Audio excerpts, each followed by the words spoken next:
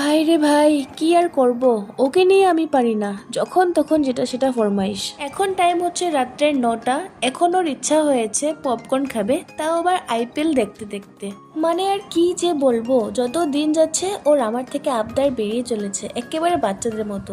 আসলে আমি ওকে কোনো কিছুতে বারণ করি না, তো তার জন্যই আসলে ওর আবদারগুলো মেটাতে আমার বেশ ভালোই লাগে। কারণ ওর মতো করে কিছু করে দেওয়ার পর যখন ওর মুখে একটা মিষ্টি হাসি দেখতে পাই না, বাস ওটা দেখে আমার মন খুশি হয়ে যায়। বললাম না, একেবারে বাচ্চাদের মতো। এই যে এই হাসিটা দেখার জন্যই।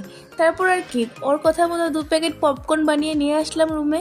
আমি আবার এতটাও আইপিএল লাভার না, কিন্তু ওর সাথে পপকর্ন শেয়ার করতে হলে তো আইপিএল দেখতেই হবে। কিন্তু আইপিএল আর দেখছি কোথায়, মারামারি তো করে চলেছি। এই যে বারবার মুখের সামনে খাওয়াটা নিয়ে গিয়ে আবার আমি খেয়ে নিচ্ছি, এই ব্যাপারটা না আমার অনেক ভালো লাগে।